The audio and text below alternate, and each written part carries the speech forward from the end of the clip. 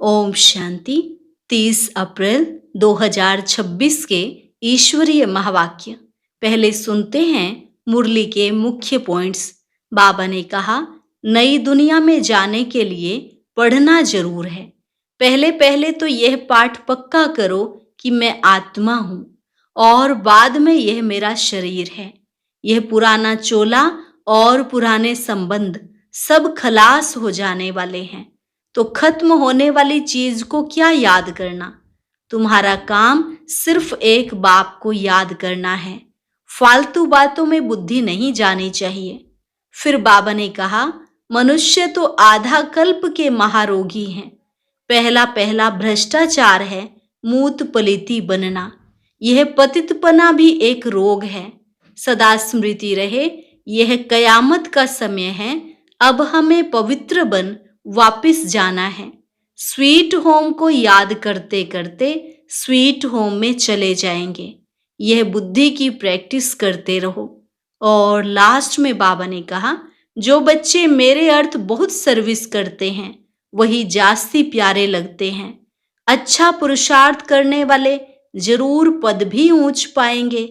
और अब सुनते हैं महावाक्यों को विस्तार से। मुरली का सार। मीठे बच्चे, तुम्हारी यह वंडरफुल यूनिवर्सिटी है जिसमें बिगड़ी को बनाने वाला भोलानाथ बाप टीचर बनकर तुम्हें पढ़ाते हैं। प्रश्न, इस कयामत के समय में तुम बच्चे सभी को कौन सा लक्ष्य देते हो? उत्तर, हे आत्माएं, अब पावन बनो। पावन बनने बिगर वापिस जा नहीं सकते। आधा कल्प का जो रोग लगा हुआ है उससे मुक्त होने के लिए तुम सबको 7 रोज भट्ठी में बैठाते हो। पतितों के संग से दूर रहे, कोई भी याद ना आए, तब कुछ बुद्धि में ज्ञान की धारणा हो। गीत, तूने रात गंवाई सो के, दिन गवाया खाए, हीरा जन्म अनमोल रे मानव, कौड़ी बदले जाए। ओम शांति। यह बच्चों को किसने कहा? क्योंकि स्कूल में बैठे हुए हो तो जरूर टीचर ने कहा, बाप ने कहा, व सतगुरु ने कहा। यह वर्शंस किसने कहे? बच्चों को बुद्धि में पहले पहले यह आना चाहिए कि हमारा बेहद का बाप है जिसको परम पिता परमात्मा कहा जाता है। तो बाप ने भी कहा, शिक्षक ने भी कहा, तो साथ साथ सतगुरु ने भी कहा। यह तुम्हारी बुद्धि में है जो स्टूडेंट हैं और कॉलेज व यूनिवर्सिटी में टीचर पढ़ाते हैं, उनको कोई फादर व गुरु नहीं कहेंगे। यह है भी पाठशाला। फिर यूनिवर्सिटी कहो व कॉलेज कहो, है तो पढ़ाई ना। पहले पहले यह समझना है, पाठशाला में हमको कौन पढ़ाते हैं। बच्चे जानते हैं वह निराकार जो सभी आत्माओं का बाप है, सर्व का सद्गति दाता है, वह हमको पढ़ा रहे हैं। यह सारी रचना उस एक रचता की प्रॉपर्टी है। तो खुद ही बैठ रचना के आदि मध्य अंत का राज समझाते हैं। तुम बच्चों ने जन्म लिया है बाप के पास। तुम बुद्धि से जानते हो हम सभी आत्माओं का वह बाप है जिसको ज्ञान का सागर नॉलेजफुल कहा जाता है। ज्ञान का सागर पतित पावन है। ज्ञान से ही सद्गति होती है। मनुष्य पतित से पावन बनते हैं। अब तुम बच्चे यहाँ बैठे हो और कोई स्कूल में किसको बुद्धि में नहीं रहता कि हमको ज्ञान का सागर निराकार बाप पढ़ा रहे हैं। यह यहाँ ही तुम जानते हो, तुमको ही समझाया जाता है। खास भारत और आम सारी दुनिया में ऐसे कोई भी नहीं समझेंगे कि हमको निराकार परमात्मा पढ़ाते हैं। उनको पढ़ाने वाला है ही मनुष्य टीचर। और फिर ऐसा भी ज्ञान नहीं है जो समझे हम आत्मा हैं। आत्मा ही पढ़ती है, आत्मा ही सब कुछ करती है। फलानी नौकरी आत्मा करती है इन ऑर्गन्स द्वारा। उनको तो यह रहता है कि हम फलाना है, झट अपना नाम रूप याद आ जाता है। हम यह करते हैं, हम ऐसे करते हैं। शरीर का नाम ही याद आ जाता है, परंतु वह रोंग है। हम तो पहले आत्मा है ना, पीछे यह शरीर लिया है। शरीर का नाम बदलता रहता है, आत्मा का नाम तो नहीं बदलता। आत्मा तो एक ही है। बाप ने कहा है, मुझ आत्मा का एक ही नाम शिव है। यह सारी दुनिया जानती है। बाकी इतने सब नाम शरीरों पर रखे जाते हैं। शिव बाबा को तो शिव ही कहते हैं बस। उनका कोई शरीर नहीं दिखाई पड़ता। मनुष्य के ऊपर नाम पड़ता है, मैं फलाना हूं, हमको फलाना टीचर पढ़ा रहे हैं, नाम लेंगे ना। वास्तव में आत्मा शरीर के द्वारा टीचर का काम करती है, उनकी आत्मा को पढ़ाती है। संस्कार आत्मा में होते हैं, ऑर्गन्स द्वारा पढ़ाती है, पार्ट बजाती है संस्कार अनुसार। परंतु देह पर नाम जो पड़े हैं, उस पर सारे धंधे आदि चलते हैं। यहां तुम बच्चे जानते हो, हमको निराकार बाप पढ़ाते हैं। तुम्हारी बुद्धि कहाँ चली गई? हम आत्मा उस बाप के बने हैं। आत्मा समझती है निराकार फादर हमको आकर इस साकार द्वारा पढ़ाते हैं। उनका नाम है शिव। शिव जयंती भी मनाते हैं। शिव तो है बेहद का बाप। उनको ही परम पिता परमात्मा कहा जाता है। वह सभी आत्माओं का बाप है। अब उनकी जयंती कैसे मनाते हैं? आत्मा शरीर में प्रवेश करती है, वह गर्भ में आती है, ऊपर से आती है, यह किसको मालूम नहीं पड़ता। क्राइस्ट को धर्म स्थापक कहते हैं। उनकी आत्मा पहले पहले ऊपर से आनी चाहिए। सतो प्रधान आत्मा आती है, कोई भी विकर्म किया हुआ नहीं है। पहले सतो प्रधान, फिर सतो रजो तमो में आते हैं, तब विकर्म होते हैं। पहले आत्मा जो आएगी, सतो प्रधान होने के कारण कोई दुख नहीं भोग सकती। आधा टाइम जब पूरा होता है, तब विकर्म करने लगती है। आज से 5000 वर्ष पहले बरोबर सूर्यवंशी राज्य था और सब धर्म बाद में आए। भारतवासी विश्व के मालिक थे। भारत को अविनाशी खंड कहा जाता है और कोई खंड था नहीं। तो शिव बाबा है बिगड़ी को बनाने वाला। भोलानाथ शिव को कहा जाता है, न कि शंकर को। भोलानाथ शिव बिगड़ी को बनाने वाला है। शिव और शंकर एक नहीं है, अलग अलग हैं। ब्रह्मा विष्णु शंकर की कोई महिमा नहीं है। महिमा सिर्फ एक शिव की है, जो बिगड़ी को बनाते हैं। कहते हैं मैं साधारण बूढ़े तन में आता हूं। इसने 84 जन्म पूरे किए, अब खेल पूरा हुआ। यह पुराना चोला पुराना संबंध भी खलास हो जाने वाला है। अब किसको याद करें? खत्म होने वाली चीज को याद नहीं किया जाता है। नया मकान बनता है तो फिर पुराने से दिल हट जाती है। यह फिर है बेहद की बात। सर्व की सदगति होती है, अर्थात रावण के राज्य से सबको छुटकारा मिलता है। रावण ने सबको बिगाड़ दिया है।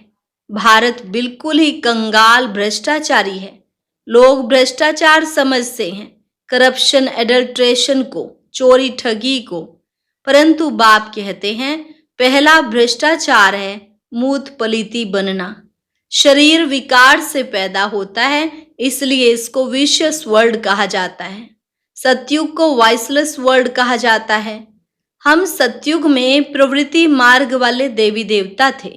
कहते हैं पवित्र होने से विकार बिगर बच्चे कैसे पैदा होंगे? बोलो, हम अपनी राजधानी बाहुबल से नहीं, योग बल से स्थापन करते हैं। तो क्या योग बल से बच्चे नहीं पैदा हो सकते?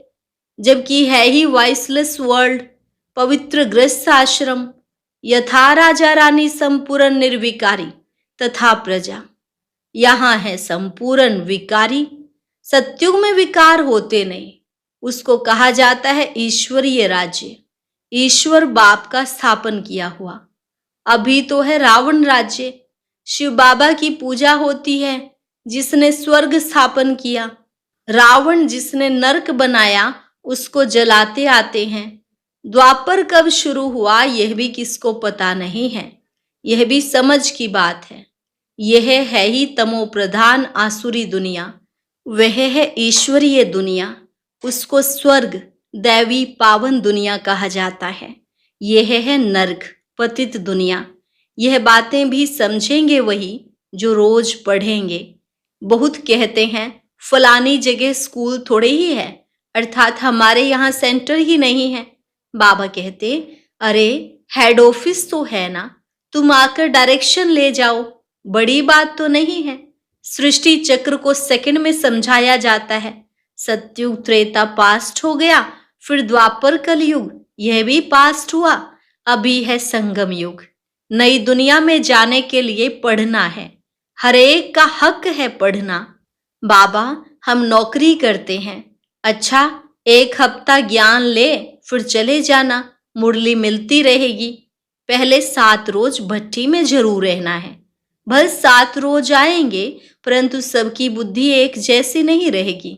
7 रोज भट्टी माना कोई की भी याद ना आए, कोई से पत्र व्यवहार आदि भी ना हो, सब एक जैसा तो समझ नहीं सकते। यहाँ पतितों को पावन बनना है। यह पतितपना भी रोग है। आधा कल्प के महारोगी मनुष्य हैं, उनको अलग बिठाना पड़े, कोई का भी संग ना हो। बाहर जाएंगे उल्टा सुल्टा खाएंगे, पतित के हाथ का खाएंगे। सतयुग में देवताएं पावन है ना, उनके लिए देखो खास मंदिर बनते हैं। देवताओं को फिर पतित छू न सके। इस समय तो मनुष्य बिल्कुल पतित भ्रष्टाचारी हैं। शरीर विष से पैदा होता है, इसलिए इनको भ्रष्टाचारी कहा जाता है। सन्यासियों का भी शरीर विष से बना हुआ है। बाप कहते हैं पहले पहले आत्मा को पवित्र होना है, फिर शरीर भी पवित्र चाहिए। इसलिए पुराने इम्प्योर शरीर सब विनाश हो जाने हैं, सबको वापस जाना है। यह है कयामत का समय, सबको पवित्र बन वापस जाना है। भारत में ही होलिका मनाते हैं। यहाँ 5 तत्वों के शरीर तमो प्रधान हैं। सतयुग में शरीर भी सतो प्रधान होते हैं। श्री कृष्ण का चित्र है ना, नरक को लात मारना होता है क्योंकि सतयुग में जाना है। मुर्दे को भी जब शमशान में ले जाते हैं तो पहले मुंह शहर तरफ, पैर शमशान तरफ करते हैं। फिर जब शमशान के अंदर घुसते हैं तो मुंह शमशान तरफ कर देते। अभी तुम स्वर्ग में जाते हो तो तुम्हारा मुंह उस तरफ है, शांति धाम और सुख धाम। पैर दुख धाम तरफ है। वह तो मुर्दे की बात है, यहाँ तो पुरुषार्थ करना है। स्वीट होम को याद करते करते तुम आत्माएं स्वीट होम में चली जाएंगी। यह है बुद्धि की प्रैक्टिस। यह बाप बैठ सब राज समझाते हैं। तुम जानते हो अभी हम आत्माओं को जाना है घर। यह पुराना चोला, पुरानी दुनिया है। नाटक पूरा हुआ माना 84 जन्म पार्ट बजाया। यह भी समझाया है कि सब 84 जन्म नहीं लेते हैं, जो आते ही बाद में हैं और धर्म में जरूर उनके कम जन्म होंगे। इस्लामी से बौद्धियों का कम, क्रिश्चियन के उनसे कम। गुरु नानक के सिख लोग आए ही अभी हैं। गुरु नानक को 500 वर्ष हुआ तो वह थोड़े ही 84 जन्म लेंगे। हिसाब किया जाता है 5000 वर्ष में इतने जन्म, तो 500 वर्ष में कितने जन्म हुए होंगे? 12-13 जन्म। क्राइस्ट के 2000 वर्ष होंगे तो उनके कितने जन्म होंगे? आधा से भी कम हो जाएंगे। हिसाब है ना, इसमें कोई कितने एक्यूरेट नहीं कह सकते। इन बातों में डिबेट करने में जास्ती टाइम वेस्ट नहीं करना है। तुम्हारा काम है बाप को याद करना। फालतू बातों में बुद्धि नहीं जानी चाहिए। बाप से योग लगाना, चक्र को जानना है। बाकी पाप नष्ट होंगे याद से, इसमें ही मेहनत है। इसलिए भारत का प्राचीन योग कहते हैं, जो बाप ही सिखाते हैं। सतयुग त्रेता में तो योग की बात ही नहीं। फिर भक्ति मार्ग में हठ योग शुरू होता है। यह है सहज राजयोग। बाप कहते हैं मुझे याद करने से पावन बनेंगे। मूल बात याद की है। कोई भी पाप नहीं करना है। देवी देवताओं के मंदिर हैं क्योंकि पावन हैं। पुजारी लोग तो पतित हैं। पावन देवताओं को स्नान आदि कराते हैं। वास्तव में पतित का हाथ भी नहीं लगना चाहिए। यह सब है भक्ति मार्ग का रस्म रिवाज। अभी तो हम पावन बन रहे हैं। पवित्र बन जाएंगे तो फिर देवता बन जाएंगे। वहां तो पूजा आदि की भी दरकार नहीं रहती। सर्व का सद्गति दाता है ही एक बाप। उनको ही भोलानाथ कहते हैं। मैं आता हूं पतित दुनिया पतित शरीर में, पुराने रावण राज्य में। हाँ, कोई के भी तन में प्रवेश कर मुरली चला सकते हैं। इसका मतलब यह नहीं कि सर्वव्यापी है। हर एक में तो अपनी अपनी आत्मा है। फॉर्म में भी लिखवाया जाता है, तुम्हारी आत्मा का बाप कौन है, परंतु समझ से नहीं है। आत्माओं का बाप तो एक ही होगा। हम सब ब्रदर्स हैं, फादर एक है। उनसे वर्षा मिलता है जीवन मुक्ति का। वही लिबरेटर गाइड है। सभी आत्माओं को ले जाएंगे स्वीट होम। इसलिए पुरानी दुनिया का विनाश होता है। होलिका होती है ना, शरीर सब खत्म हो जाएंगे, बाकी आत्माएं सब वापस चली जाएंगी। सतयुग में तो फिर बहुत थोड़े होंगे। समझना चाहिए कि स्वर्ग की स्थापना कौन कराते हैं, कलयुग का विनाश कौन कराते हैं। सो तो क्लियर लिखा हुआ है। कहते हैं मिठरा घुरते घुराए, प्यार करो तो प्यार मिलेगा। बाप कहते जो मेरे अर्थ सर्विस करते हैं मनुष्य को देवता बनाने की, वह जास्ती प्यारे लगते हैं। जो पुरुषार्थ करेंगे वही ऊंच वर्षा पाएंगे। वर्षा आत्माओं को पाना है परमात्मा बाप से। आत्म अभिमानी बनना पड़े। कई बहुत भूलें भी करते हैं। पुरानी आदतें पक्की हो गई हैं तो कितना भी समझाओ वह छूटती नहीं। उससे अपना ही पद कम कर देते हैं। अच्छा, मीठे मीठे सिकिलधे बच्चों प्रति माता पिता बाप दादा का याद प्यार और गुड मॉर्निंग। रूहानी बाप की रूहानी बच्चों को नमस्ते। रूहानी बच्चों की रूहानी बाप दादा को नमस्ते नमस्ते, गुड मॉर्निंग। शुक्रिया बाबा, शुक्रिया। धारणा के लिए मुख्य सार। किसी भी बात की डिबेट में अपना टाइम वेस्ट नहीं करना है। व्यर्थ की बातों में बुद्धि जास्ती ना जाए। जितना हो सके याद की यात्रा से विकर्म विनाश करने हैं। आत्म अभिमानी रहने की आदत डालनी है। इस पुरानी दुनिया से अपना मुंह फेर लेना है। शांति धाम और सुख धाम को याद करना है। नया मकान बन रहा है तो पुराने से दिल हटा लेनी है। वरदान। ईश्वरीय कुल की स्मृति द्वारा माया का सामना करने वाले सदा समर्थ स्वरूप भव। ईश्वरीय कुल की स्मृति द्वारा माया का सामना करने वाले सदा समर्थ स्वरूप भव। किसी भी कार्य में सफलता प्राप्त करनी है तो पहले स्मृति द्वारा समर्थी स्वरूप बनो। समर्थी आने से माया का सामना करना सहज हो जाएगा। जैसी स्मृति होती है वैसा स्वरूप बन जाता है। इसलिए सदा पावरफुल स्मृति रहे कि जब तक यह ईश्वरीय जन्म है तब तक हर सेकंड, हर संकल्प, हर कार्य ईश्वरीय सेवा पर हूं। हमारा यह ईश्वरीय कुल है। यह स्मृति की सीट सर्व कमजोरियों को समाप्त कर देगी। स्लोगन। सत्य समय प्रमाण स्वयं सिद्ध होता है, उसे सिद्ध करने की आवश्यकता नहीं। सत्य समय प्रमाण स्वयं सिद्ध होता है, उसे सिद्ध करने की आवश्यकता नहीं। अव्यक्त इशारे। महान बनने के लिए मधुरता और नम्रता का गुण धारण करो। मेजॉरिटी के सामने सर्विस में बाधा डालने वाला मुख्य विघ्न आता है। मैंने यह किया, मैं ही यह कर सकता हूं। यह मैंपन आना, इसको ही कहा जाता है ज्ञान का अभिमान, बुद्धि का अभिमान, सर्विस का अभिमान।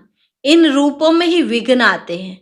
इस प्रकार के विघ्नों को समाप्त करने के लिए सदा एक शब्द याद रखना कि मैं निमित्त हूं। निमित्त बनने से ही निराकारी निरहंकारी और नम्रचित्त, निसंकल्प अवस्था में रह सकते हैं। यही धारणाएं वायुमंडल को निर्विघ्न बना देती हैं। अच्छा, आज का अव्यक्त ज्ञान मोती सुनने के लिए ऊपर दिए गए बॉक्स पर क्लिक करें। अगर बॉक्स दिखाई नहीं दे रहा है तो ऊपर जो कॉर्नर में शो लिखा हुआ है उस पर क्लिक करें।